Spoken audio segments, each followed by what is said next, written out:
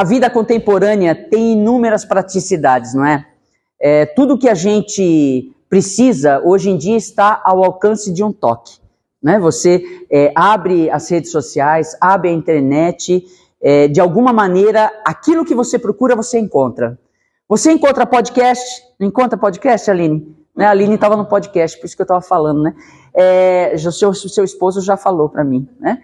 Então, você encontra podcast, você encontra produtos, mercadorias, serviços, conhecimento, tudo que você deseja, você encontra na internet. Então, nesse sentido, há uma facilidade muito grande para todos nós. Mas é preciso que a gente tenha uma certa cautela, não é? Porque nem tudo que a internet coloca à nossa disposição é bom, é saudável ou é verdadeiro, né? A gente pode, para poder facilitar esse entendimento, vamos pensar no caso recente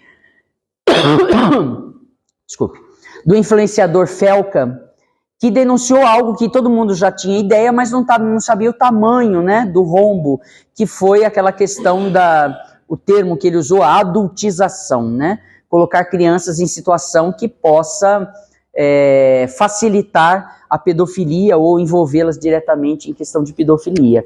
Então veja, a internet traz coisas boas, mas não é só isso, né? Ela também facilita com que crimes, situações antiéticas, racismo, violência sejam propagadas. E isso acontece em todas as áreas. Por exemplo, quantas vezes a gente não viu uma propaganda de um determinado produto e achou que ele era maravilhoso e quando a gente compra, não era nada daquilo que a gente estava esperando, né? Ou,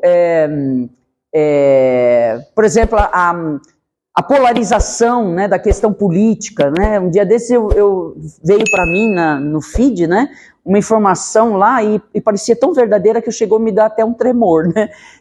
Dizendo que o presidente americano ia vir aqui em Brasília para ter uma conversa tete a tete, aí depois eu falei, não é possível, né? Aí fui checar e era fake, né? Então, assim, tem muita informação que não é verdadeira, ou que tem por objetivo criar um tumulto na nossa cabeça, na nossa vida, né? Criar uma situação de pânico. E isso também acontece no viés religioso, né? O viés religioso acabou se rendendo para essa questão da internet, até porque a internet, de certa maneira, democratizou o conhecimento, o acesso ao conhecimento, não é? Mas, da mesma forma que os outros temas, a internet também pode ser espaço para pessoas oportunistas. Então existem pessoas que são especialistas em vender para você aquilo que você não precisa, né? A pessoa se especializa em lhe convencer a comprar determinadas coisas que você não precisa, ou a fazer com que você aceite determinadas informações que chegam pela internet e que você acha que vai trazer algum tipo de bênção, algum tipo de felicidade, algo bom, né? Então é preciso ter muito cuidado. E por conta disso, né, especialmente essa questão religiosa que eu gostaria de falar com vocês, e especificamente em relação à Umbanda, eu quero trazer dois temas que são pertinentes à Umbanda, que circulam nas redes sociais, e eu vou aqui ousar fazer um alerta. O primeiro tema está relacionado a assentamento. Pessoas que dizem que vão fazer assentamento de Exu, assentamento de Pombagira, assentamento de Caboclo. Talvez alguns de vocês já tenham ouvido falar sobre isso, outros não, mas então, para a gente falar de assentamento, eu preciso me socorrer da contribuição dos povos iorubás, dos nossos irmãos pretos africanos que foram trazidos para o Brasil como escravos, não é?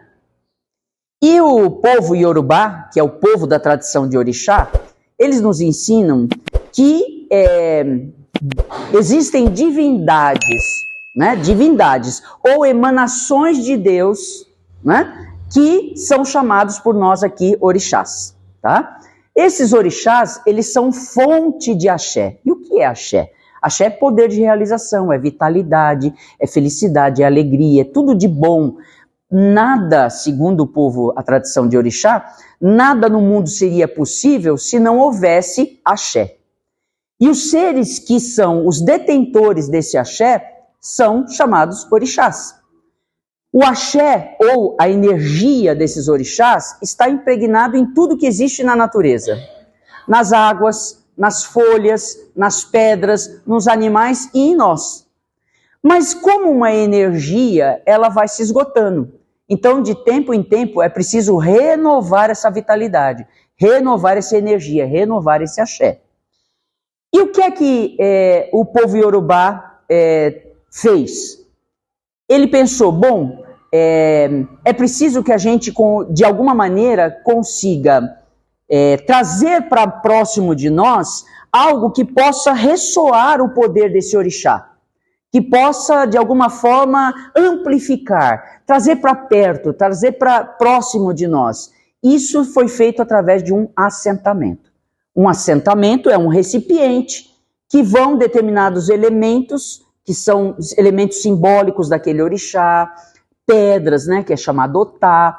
Então vão determinados elementos ali, e esse assentamento passa por um processo ritualístico de consagração, onde será, através de um sacerdote especializado, será feito a condensação daquela energia, daquele axé, que o orixá manipula naqueles elementos. Só para facilitar o entendimento, é como se você tivesse uma bateria carregada. Então você leva essa bateria carregada para casa, em algumas vertentes do candomblé não leva, fica no terreiro, né? Mas em outras se leva, sobretudo na religião tradicional, você leva para sua casa, e ali você tem um dínamo, né, que está sempre emanando essa energia. Claro que de tempos em tempos ele passa por um outro processo ritual para renovar essas energias.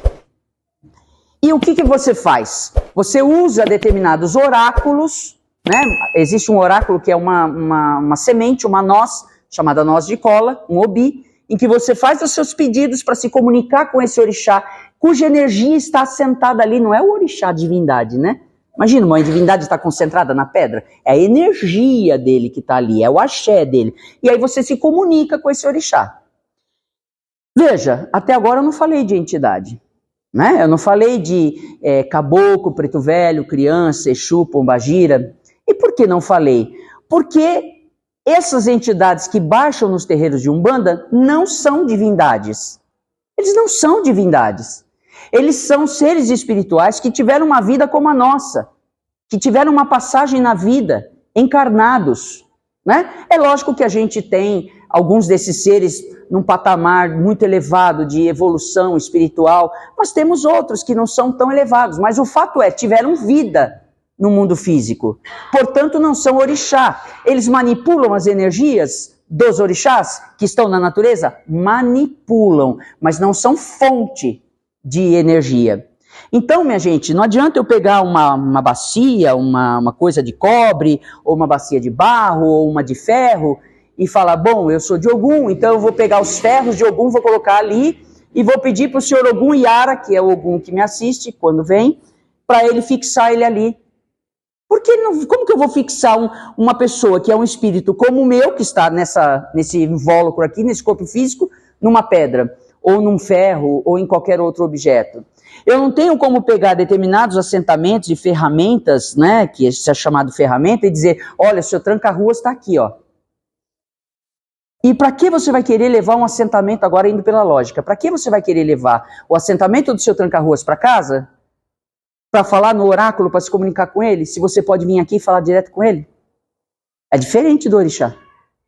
Então, eu estou aqui trazendo para vocês, eu sei que isso vai para a rede social e pode não agradar a muitas pessoas, mas, como eu disse, tem pessoas que se especializam em oferecer para os outros aquilo que elas não precisam e tem um objetivo, né? A gente sabe que esse trabalho espiritual requer muitos elementos, né? Muitos dias para ser feito, muito conhecimento, e tudo isso tem um custo. Tem um custo. E não é barato. Não é? Quem teve a oportunidade de fazer, não é barato. Então, quem tiver interesse, pesquise antes. Isso só passou a existir depois da internet, de uns 30 anos para cá. Antes nunca se ouviu falar de assentamento na Umbanda. Não existe assentamento na Umbanda. A Umbanda trabalha com outros seres espirituais. Ela louva os orixás, claro, né, que são a fonte, mas ela trabalha com seres espirituais que tiveram vida como nós, né, encarnados. E o segundo assunto que eu queria falar, que também é um pouco nevrálgico, é porque eu recebo tanta informação, tanta gente me falando do que está acontecendo, que eu não podia deixar de alertar, que é sobre a questão de desenvolver o mediunismo em casa. Né? Desenvolver o mediunismo em casa. Existem sacerdotes, pais e mães de santo, que fazem lives e mais lives, dizendo que as pessoas não precisam ir aos terreiros, que elas podem, na sala da sua casa, puxa a mesinha de centro da sala, né? Tira a latinha da cerveja, e ali você invoca e vai incorporar o caboclo, o Exu, né? A pombagira, né? Veja, como eu disse, a internet franqueou o conhecimento, né? A gente hoje consegue ter acesso, inclusive gratuito, né? A apostilas, a livros, a PDFs, a um monte de material, alguns muito bons, outros nem tanto, né? Mas que nos orientam. Mas nada substitui a prática e a vivência. Não há como você ter a certeza que ao tentar se desenvolver sozinho, sem ninguém que lhe oriente, sem ninguém que fique ao seu lado enquanto você está tentando tornar o seu corpo passivo para ter o contato com esses seres espirituais, não há nada que lhe garanta segurança. Não há nada que lhe garanta que você de fato está incorporando aquele ser que você imagina, o caboclo, por exemplo. Não é? Porque você não possui no ambiente familiar os objetos simbólicos e de fontes de axé que funcionam como um escudo, que impedem o acesso de determinados seres espirituais que os irmãos kardecistas chamam de zombeteiros, né? Ou que na Umbanda a gente vai chamar, se for uma coisa mais grave, de quiumba. Então, não se iludam achando que cortando etapas vocês vão ter privilégios e vão conseguir mais rápido, né? Isso é um engodo. Isso é um engodo. Existe um sacerdote muito famoso, que eu respeito muito, mas que ele falou assim, isso é coisa de pai de santo e mãe de santo que quer ter poder sobre o filho, manipular, prender o filho. Não, e ele disse assim, eu não estou dizendo para a pessoa abrir o terreiro em casa, mas por que a pessoa incorpora em casa? Me diga que é só porque ela quer incorporar e só? Com certeza ela vai atender pessoas. Começa na família. Começa atendendo a mãe, a irmã, o marido, a sobrinha, né? Aí daqui a pouco o vizinho já sabe, vai lá e pede. É assim que começa a macumba, né? Aí o vizinho vai, a vizinha vai, não sei o quê. E aí você não tem a estrutura necessária. O que vai acontecer no âmbito da sua família? Ela vai, em algum lugar, a carga energética das pessoas que vão na casa de quem está fazendo isso, vai respingar na família. Então é uma questão de segurança, não é uma questão de imposição, de controle, de mecanismo de poder.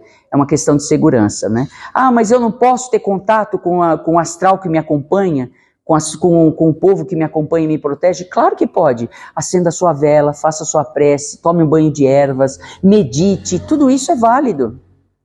Quer incorporar? Vá no ambiente coletivo, porque ali no ambiente coletivo existe uma corrente mediúnica que é formada e não é da noite para o dia, que vai lhe fornecer a segurança necessária para você conseguir desenvolver isso de forma tranquila, serena e verdadeira. Então, minha gente, como dizia um antigo mestre, Umbanda é coisa séria para gente séria, não é? Vamos pedir que o mundo espiritual nos abençoe com muita lucidez para que nós não venhamos a ser alvo das pessoas que querem tirar proveito, né? Que a gente possa ser íntegro, ter contato com a nossa espiritualidade, mas um contato seguro e verdadeiro. Saravá.